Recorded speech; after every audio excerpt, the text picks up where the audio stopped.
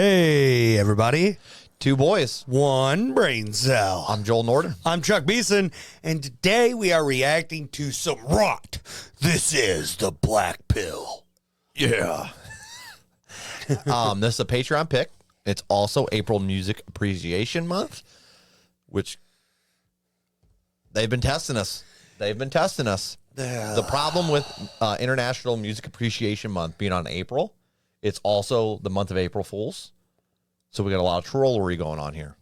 A little bit of a mix. A lot of fun going on here. There's a whole lot of, hey, I want to see you try to appreciate this. Yes.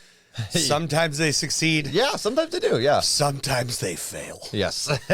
Or shall I say we fail? Yes. Yes. So we're going to jump in here and check this out. I'm nervous. I'm not going to lie to you. All right, let's take the black pill. That's how the healthy person looks at it, right? The healthy person Hey, looks you at love it these as, entries? oh my gosh, these are innocent people. They didn't do anything wrong. But to the mass shooter, there's intense rage and there's envy about the other. These other people are happy. These other people are hypocritical. These other people, they don't have the problems that I do. Very often, mass shooters are injustice collectors. And they're angry at the masses.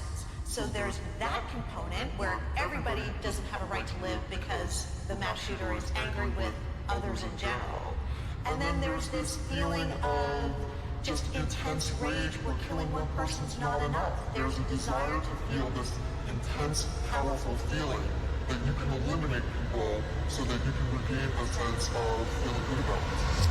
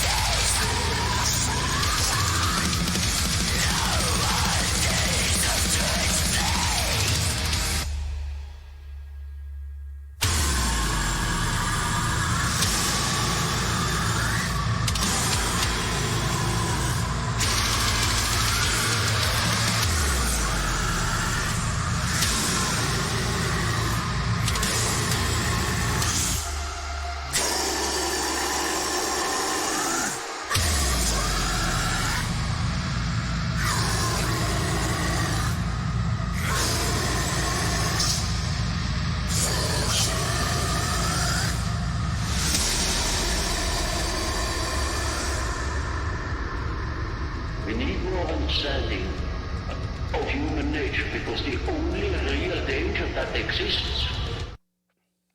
All right. So I actually have a breakdown to break down on this one. Hey. Hey. So Break First it down, off, Chuck. Break it down for us. I'm going to really give you a lyrical analysis on this one. Oh, okay. What? That's not analysis. I have no idea what was said.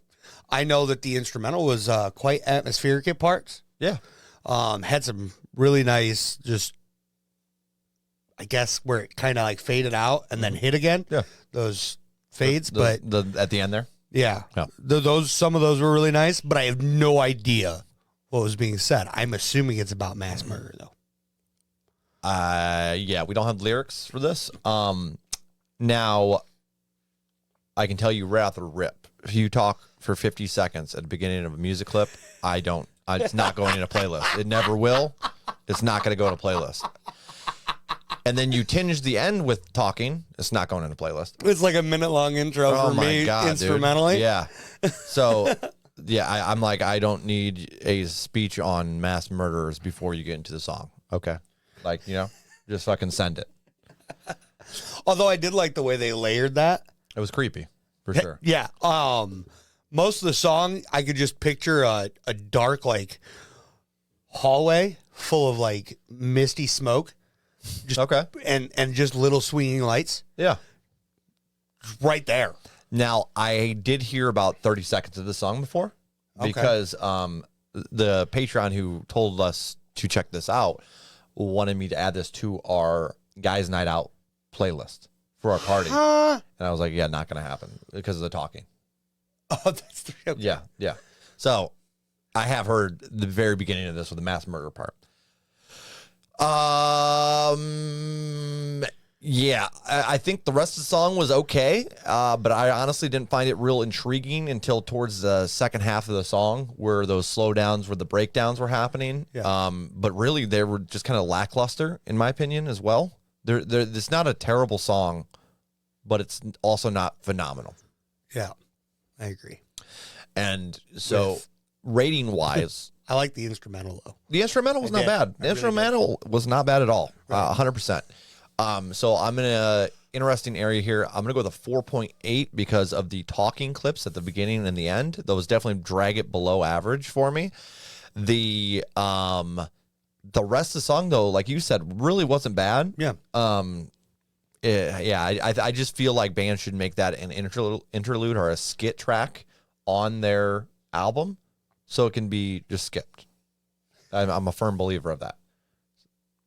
And run this more as a 2-minute song. Yeah, exactly. Yeah, I can see that. And then you leave the little clip at the end there. That wasn't so bad. Yeah. But like the beginning 50 seconds of chatting, I don't care about that by the time the music hits. I'm like, it irritates me. We found what bothers Joel. Yeah. And to be completely honest, most of the time it doesn't really bother me that much. Sure. Yeah, you don't seem to have a preference, but it's long intros for you instrumentally. Yes. Which is wow. There's our difference there. Mm-hmm. But like I said, instrumentally, I did enjoy that. I didn't know what was going on vocally. Yeah, the lyrics could Lyrically? be absolute trash for all we know, but a lot of this kind of music, as we've gotten scolded in the past for, you just listen to it the first time, and later on you can see the lyrics and check those out. But Yeah. people have told us that we're like into deathcore or metalcore. They're like, no, you just listen to it, enjoy the rhythm of it, and then dive into the lyrics later. Now, typically with metalcore or post-hardcore, we still check out the lyrics. But if it gets to a real heavy, dark place, normally we're not going to mess with it. Yeah. So with this one, for me, I'm going to go with a flat 4. It's not going in a playlist. That's higher than I thought it'd be for you, honestly. Yeah. The instrumental really pulled it off. I thought it was very atmospheric for the most part. And like I said, I could feel just like kind of a picture painted of that kind of area or that vibe. Yeah. So that I think they did really well with that. Adds to nice picture painted. And they didn't hit too, like the instrumental wasn't too heavy just to be heavy. It was heavy in places, but for the most part, they had nice slowdowns, speed ups, just the whole nine. The rhythm of the instrumental was really nice. Yeah. So that definitely brought it up for me. Agreed. But outside of that, it's not my style. It doesn't fit in my casual kind of listening. So yeah, the instrumental as well. The instrumental was I don't know. I think if the wordings were cut out there at the beginning and the end, it definitely would probably been above average for me or been closer. But yeah, the instrumental was definitely what kept it up there for me as well. Yeah. I agree with that. Now I got to rate a breakdown Okay. because that's what I was supposed to be doing. We just Yeah. haven't had any that breakdowns that have been decent even. I think this breakdown was okay. It was really nice in the song because it added a breakup for it. Mm-hmm. But I think as far as breakdowns go, there wasn't a whole lot of specialness to it. Like I like where they like normally yell something right before it hits. So with these like rolling deathcore breakdowns, I'm like, they're okay. but there just wasn't enough spice there. So I'm going to go with a flat 5 for this breakdown rating. Fair enough. And there you guys have it. Chuck rates F-bombs and I rate breakdowns according to our patrons. Yep.